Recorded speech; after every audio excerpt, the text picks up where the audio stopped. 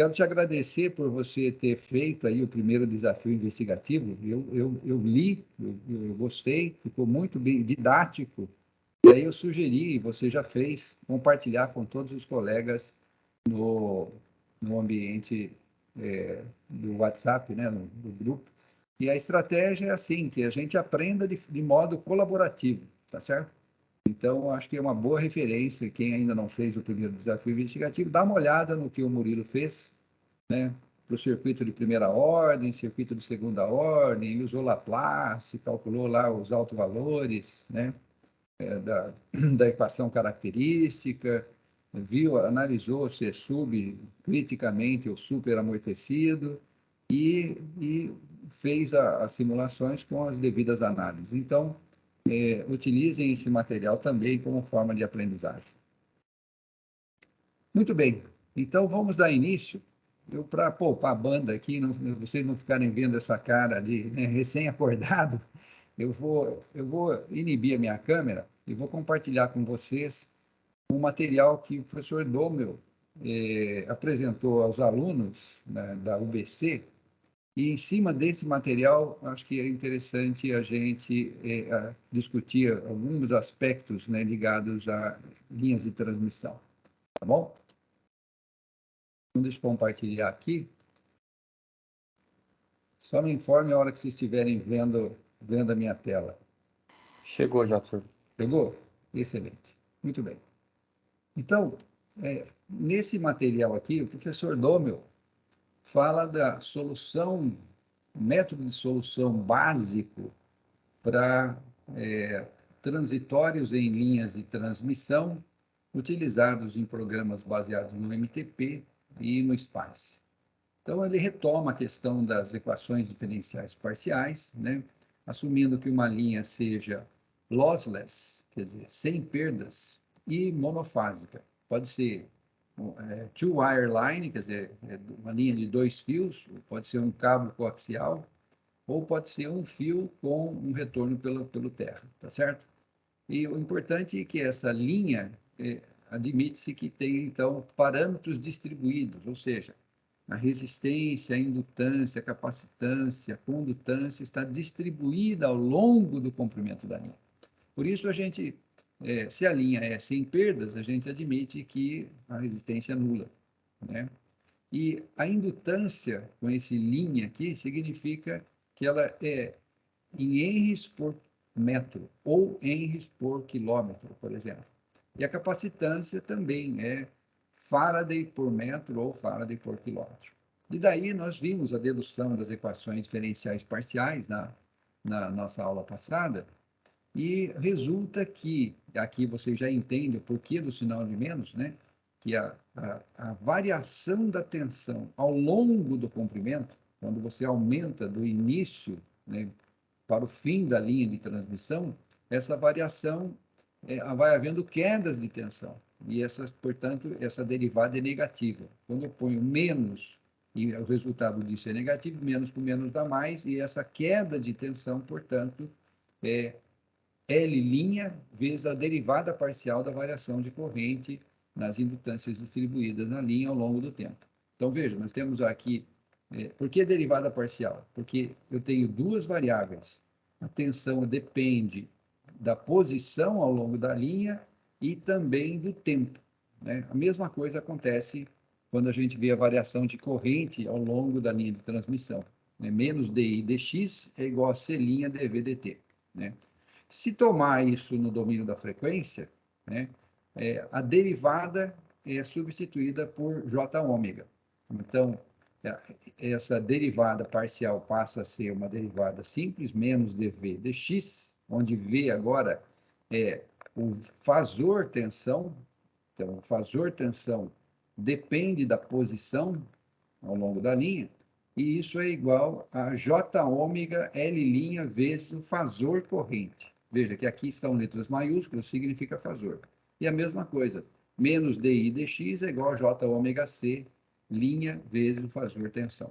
Claro, aqui eu estou falando, né, no domínio da frequência, portanto, solução aí de regime permanente. Aqui nós estamos trabalhando com domínio do tempo, né, Então, são soluções instantâneas. E aí, relembrando, né, a aplicação do teorema de D'Alembert, admite-se que a corrente e a tensão possa, ao longo da posição e do tempo, pode ser representado por uma função que viaja do transmissor ao receptor, menos uma função que volta refletida, né, do receptor em direção ao transmissor. Aqui, no caso, é porque há inversão de corrente, né, quando chega no final da linha. Então, por isso o sinal de menos. E a onda de tensão, ela tem, então, essas duas características, né? Aqui tem um pequeno... tem uma mudança aqui nas características, né? Na verdade, essa impedância, né, que é colocada aqui na frente dessa função, nós já vimos a impedância característica da linha, e o C, nós já vimos também a velocidade de propagação, né, que praticamente quase a velocidade da luz, né, quase 300 mil quilômetros por segundo. Então, é 1 sobre raiz de linha C'. E nessa solução, D'Alembert encontrou, né, em 1747, né, para um problema de vibração, né? Então, essa função aqui, x menos velocidade vezes o tempo, veja que velocidade vezes tempo é espaço.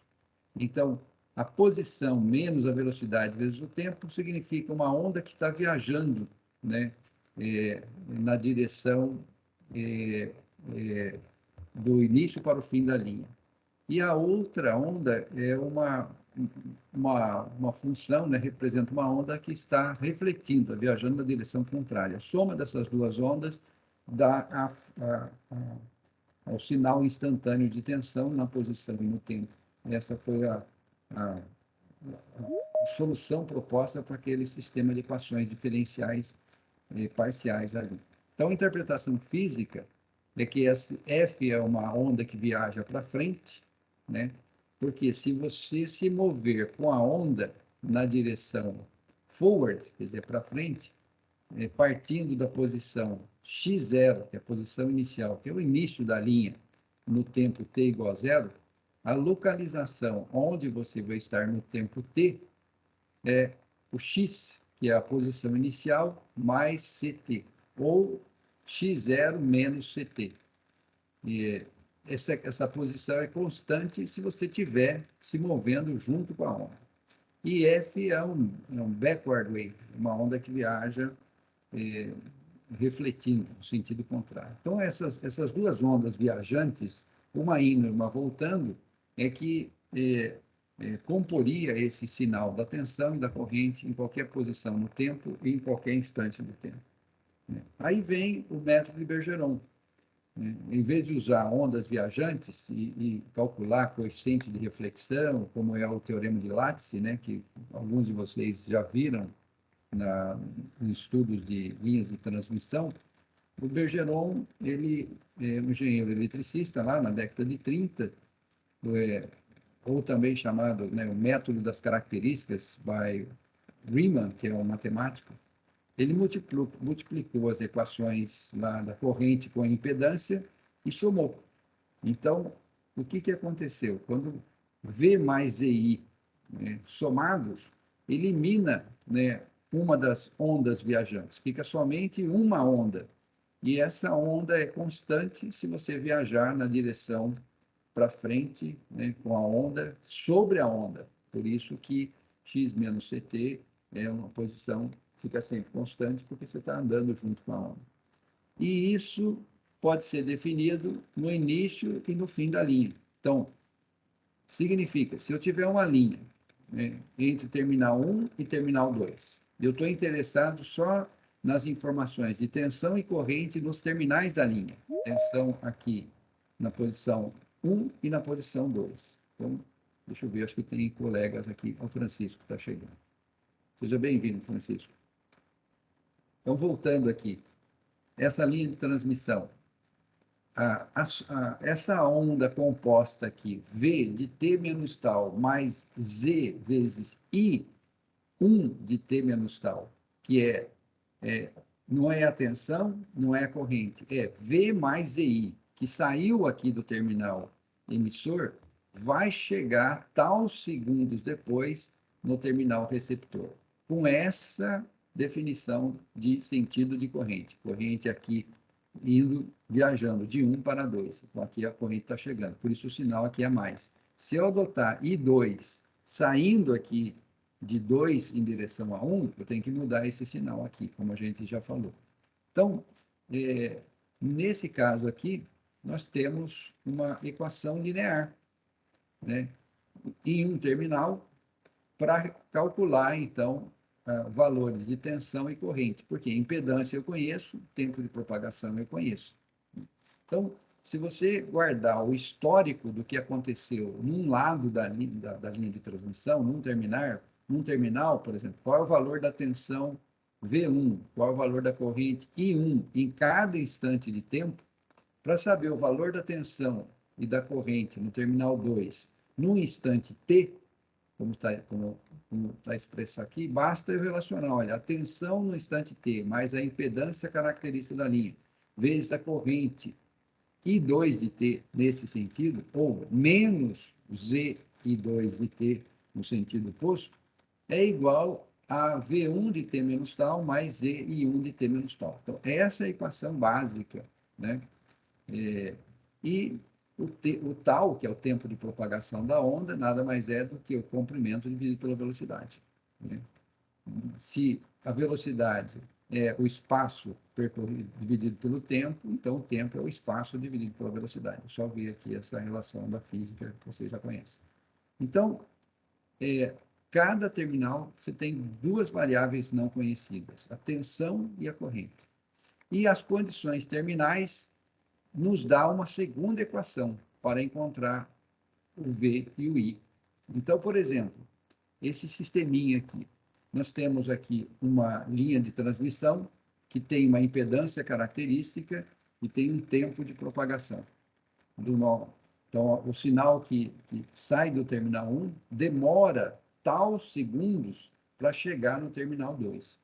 E isso é importante vocês terem essa consciência, porque o tempo de propagação é que vai impactar nas reflexões de onda que vão surgir tanto no terminal 1 quanto no terminal 2, né? E ao fechar essa chave no instante t igual a zero, esse potencial dessa fonte DC aqui, pode ser um PU de tensão, né? Aqui está colocado 1 volt, imagina que é um PU de tensão e é aplicado aqui. Ao fechar essa chave, vai surgir uma onda que vai viajar e vai levar tal segundos para chegar até aqui. Então, o V1 de T menos tal mais o ZI1 de T menos tal, chega aqui no terminal 2, o V2 de T, né, mais o Z2, o ZI2 de T, né, a onda chega sem atenuação e sem distorção. Aí encontra as condições terminais. Nesse caso, eu tenho uma resistência, que tem 2 vezes a impedância característica da linha. Ora, se essa tensão chegar aqui, vai encontrar essa impedância, então a tensão dividida pela impedância ou pela resistência, vai ter uma corrente que vai descer aqui para esse resistor. Então, nessa condição terminal, você consegue definir uma outra equação, né? Como está escrito aqui, né? V2 de T menos tal, aqui ele olha o menos ZI2 de T menos tal, então V menos ZI que saiu daqui é o que chega aqui, que é V1 de T menos ZI1 de T. Bom, agora você tem duas equações, né? Você tem na condição no terminal 2, você sabe que V2, essa tensão aqui, é a resistência vezes a corrente. Então, a resistência é 2Z. Então, 2Z vezes I2 é a tensão terminal 2. E no terminal 1, você sabe que a tensão aqui é 1 volt. Então, daí é possível você equacionar essa expressão ZI1 de T, ou seja, isso aqui é 1, né?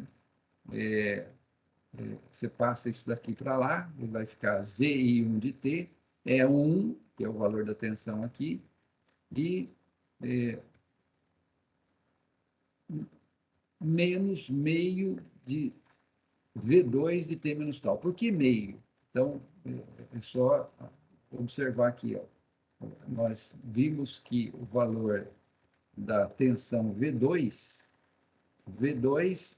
é R vezes I2, né? E o R é 2Z. Então, o V2 está definido aqui. E equacionando, né, essas expressões, eu tenho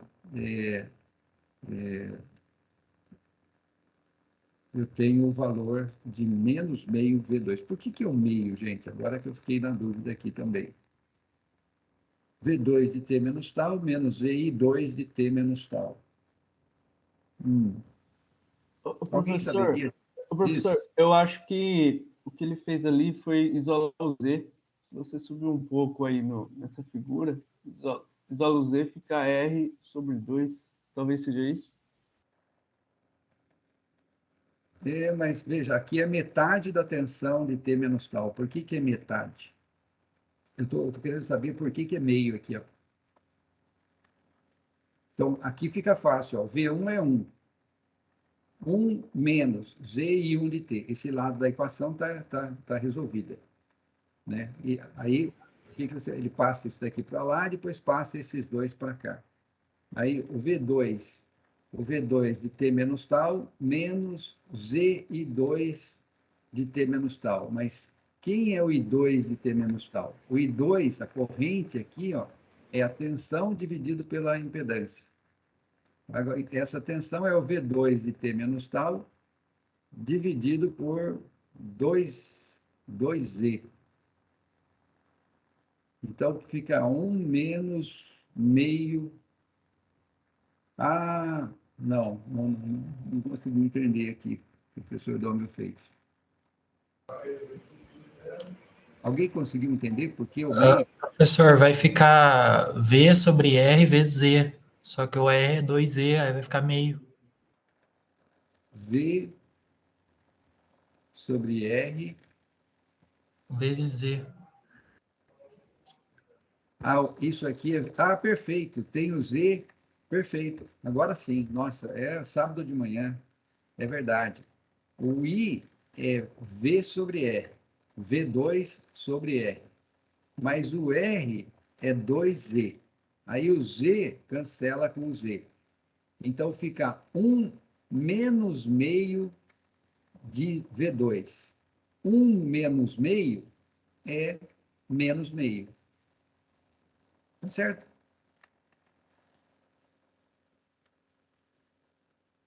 1 menos meio é meio.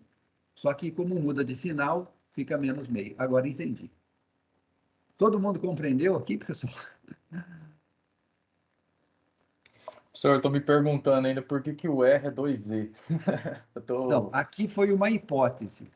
Essa tá. linha, ela poderia ser a linha não ter nada, a linha está em vazio, então o R seria infinito, certo? Aí não teria nada conectado aqui. É a energização de uma linha vazia. O que acontece? Se eu mandar um PU de tensão energizando uma linha, então a onda sai daqui e não sabe o que tem lá.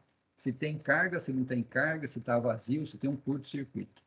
Então, Certo. nesse exemplo, ele adotou que a impedância terminal da linha é uma resistência que tem 2 vezes a impedância característica.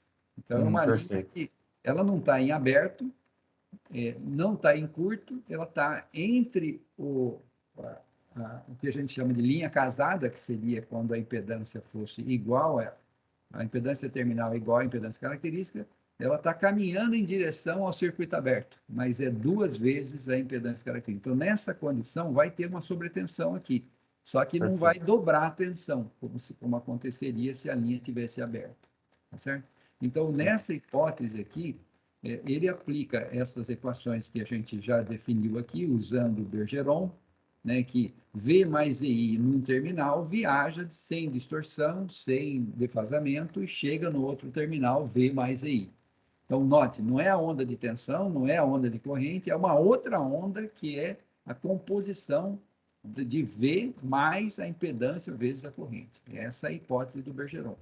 Então, na linha sem perdas, e tem que ser isso, porque senão você não consegue saber quanto que vai atenuar e quanto vai mudar a fase da onda de tensão.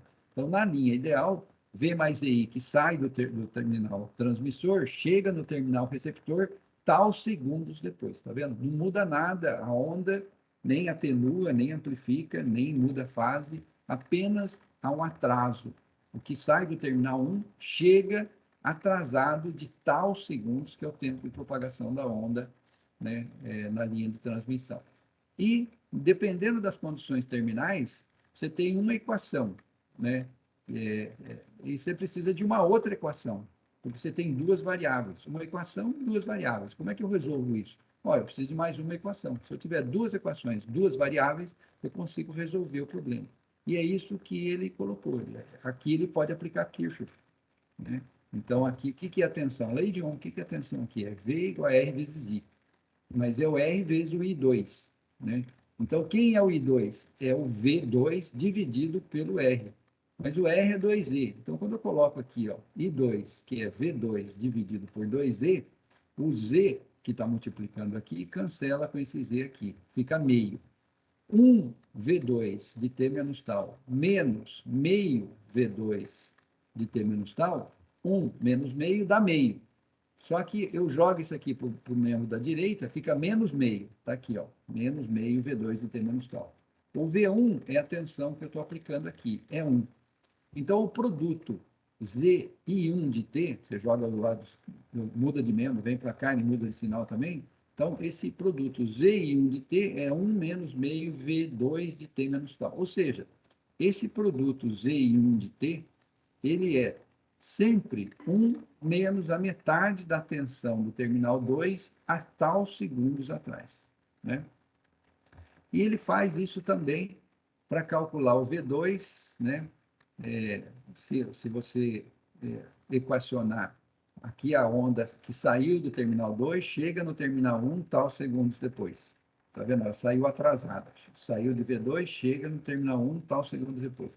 Você pode equacionar diferente. A onda que sai de 1 chega no terminal 2 tal segundos depois, porque é reflexão de onda. Se você fizer esse equacionamento, o V1 de T menos tal, ou seja, a onda que saiu aqui tal segundos atrás, V1 de T menos tal mais Z1 de T menos tal, é que vai chegar lá no instante T, no terminal 2, V2 de T mais ZI2 de T. Então, ao fazer essa formulação aqui, né, e conhecendo, né, o valor de V1, que nós já conhecemos, V1 vale 1. O I1, ZI1 de T menos tal, ele tem, eu acho que ele tem essa informação aqui. ZI1 de T menos tal, onde que ele tem? Ele tem essa informação aqui, ó, ZI1 de T menos tal. V2, CI2 de T, como é que ele chega nos 2/3? Vamos tentar entender aqui. Desafio do sábado de manhã. Como que o professor Domel chegou nessa expressão que V2 de T é 2/3 de 1 mais ZI1 de T menos tal? Poxa vida.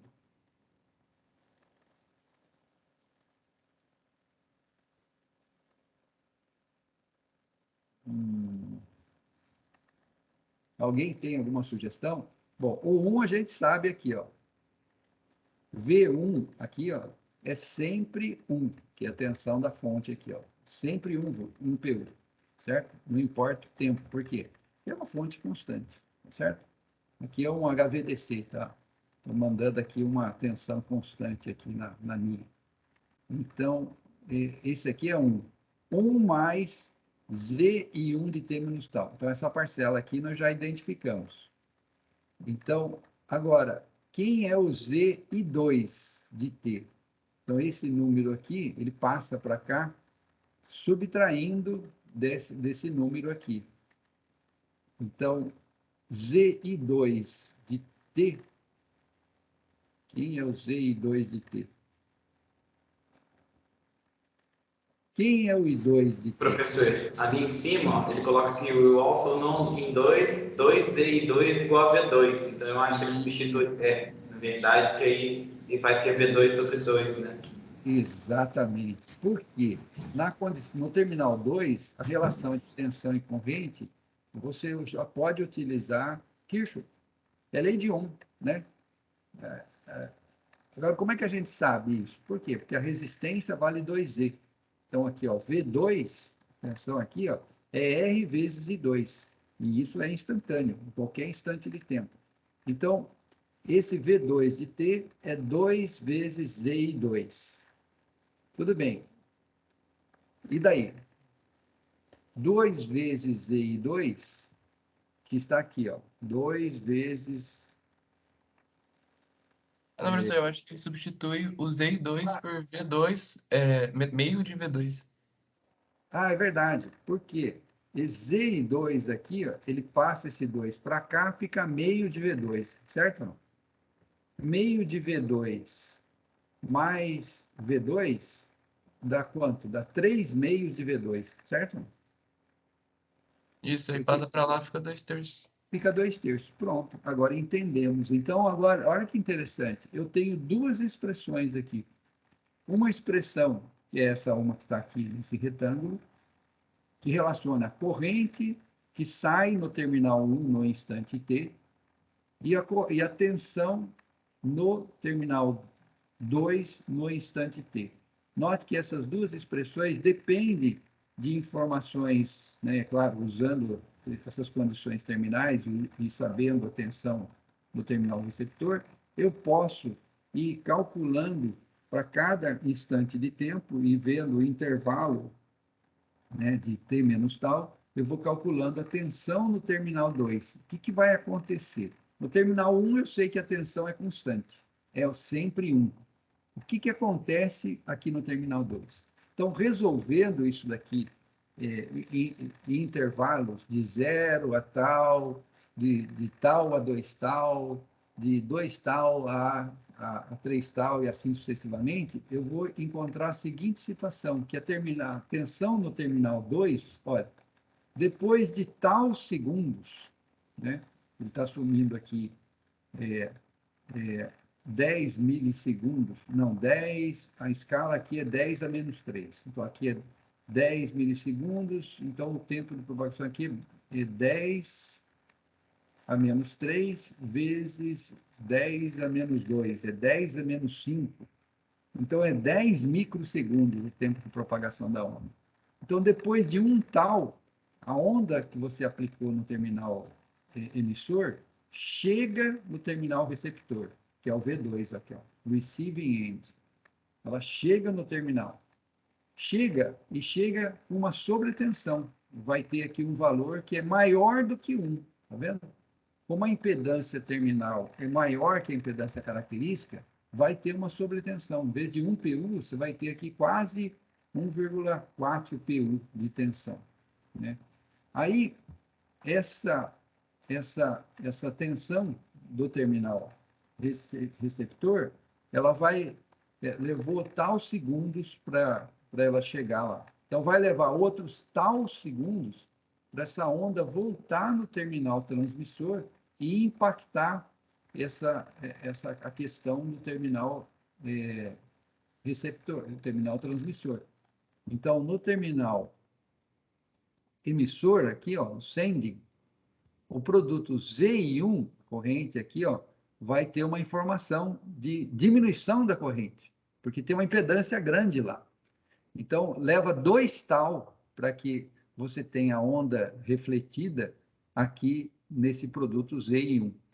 E aí, sucessivamente, essa informação vai levar mais tal segundos para chegar lá no terminal receptor, e aí tem uma diminuição da tensão e vai tendo essas reflexões de onda. Cada momento desse aqui tem uma reflexão de onda.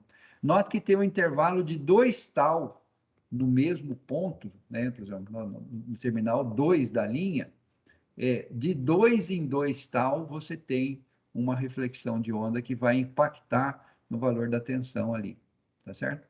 Claro, assumindo que a tensão do transmissor é constante, né?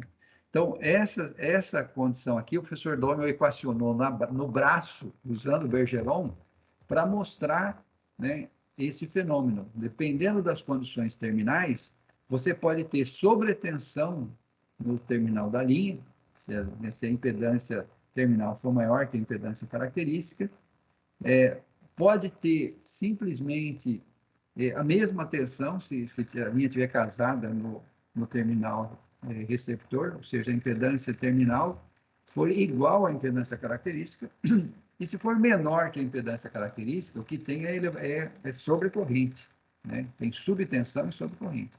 E se ao invés de termos uma resistência, se nós tivermos uma indutância no terminal da linha. Então, olha que interessante. Eu vou ter aqui uma tensão, um pico de tensão, semelhante ao que eu teria se eu estivesse energizando o indutor. Né? Lembra da resposta transitória no indutor? A corrente não varia instantaneamente, vocês fizeram no circuito RL lá.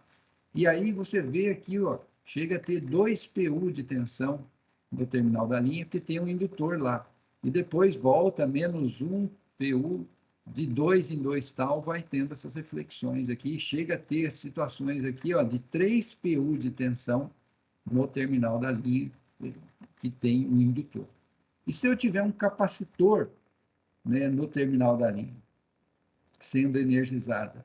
Olha, você note que depois de tal segundos, a tensão começa a crescer, né, vai levar aqui 2 tal segundos, depende, é claro, da relação entre a capacitância terminal e a impedância característica da linha, mas ela vai chegar a 2 PU de tensão aqui no terminal receptor da linha, e, claro, em função do tempo de propagação e da constante de tempo envolvida aí nas condições terminais, você passa a ter essas condições de reflexão aqui que não estão, né, devidamente sincronizadas com o completo carregamento do capacitor e o descarregamento do capacitor. Então, note que você também tem essas oscilações aqui. Importante notar que cada ponto desse aqui, ó, significa uma reflexão de onda, né?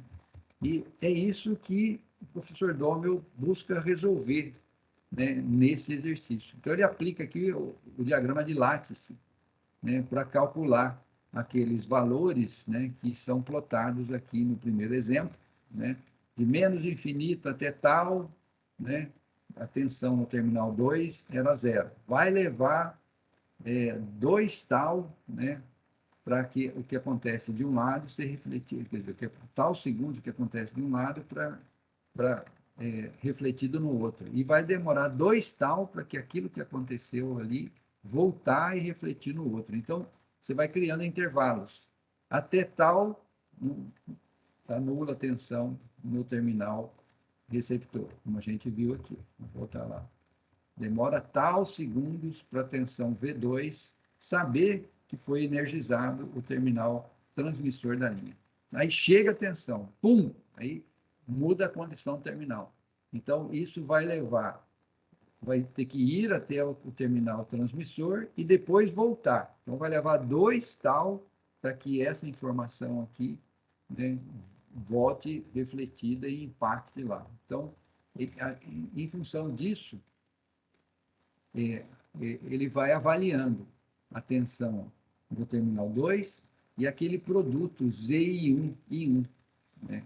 Então, dentro desse intervalo, de 0 até 2 tal, esse produto aqui, né, você calcula com aquelas equações que a gente determinou aqui inicialmente. Ó.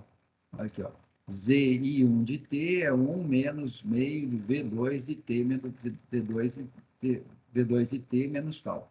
Então, se T for igual a tal, isso aqui dá 0. Ou seja, enquanto T for menor que tal, isso aqui é 0. Então, o produto ZI1 de T vale 1 só, e assim sucessivamente. Aí você vai equacionando por intervalos né, os valores de Z e 1 de T e calculando o valor em V e 2 de T. Aí você vai vendo que a tensão vai subindo, né? E esses resultados foram que aqui estão mostrados no gráfico aqui da figura, dessa primeira figura aqui. Ou seja, sobretensão, com a linha terminada em uma resistência que é 2 vezes a impedância característica. Se tiver terminada com uma indutância, se tiver terminada com uma capacitância. Aí vem o problema.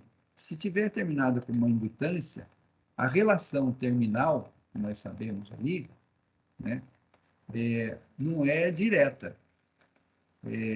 Nós precisamos calcular a relação, a tensão no terminal 2 aqui, ó, vai ser LDI dt. LDI 2 dt. Surge uma derivada aqui, ó. E aí, como é que eu resolvo essa questão? Aí passa a ser necessário você ter a resolução dessa equação diferencial na condição 2 depende da resolução da equação diferencial, que o professor Dômel explicitou aqui. E isso tem uma constante de tempo, obviamente, para acontecer. A constante de tempo é L sobre Z. Seria L sobre R se fosse o circuito RL. Então, lá a tensão no terminal 2, dado que a corrente vai crescer exponencialmente, ela não varia instantaneamente no indutor. Depois de tal segundo, chegou a tensão. A corrente não vai instantaneamente se estabelecer se você tem uma indutância. Ela vai crescer exponencialmente. Agora, a tensão, ela vai ter essa característica de instantaneamente aparecer, e à medida que a tensão vai se tornando constante, quer dizer, a corrente vai se tornando constante, a tensão vai tendendo a zero, né? Porque se a corrente é constante, a derivada de uma corrente é zero. LDI dt é zero, então a tensão vai ser zero. E assim, a gente tem a justificativa, quando você tem uma linha terminada com indutâncias, dessas características aqui, de tensão, né, ao longo, quer dizer, no terminal 2. Isso justifica esse comportamento aqui. E note que de 2 tal em 2 tal, você tem as reflexões. Se tivermos, ao invés de uma indutância, tivermos uma capacitância no terminal da linha, aí, obviamente, ao invés de ter V igual a L de I dt, eu tenho que V é 1 sobre C integral de I de T dt. Então, aí, ou seja, a corrente é CdV dt. Então, a corrente no terminal 2 é a capacitância vezes a taxa de variação da tensão.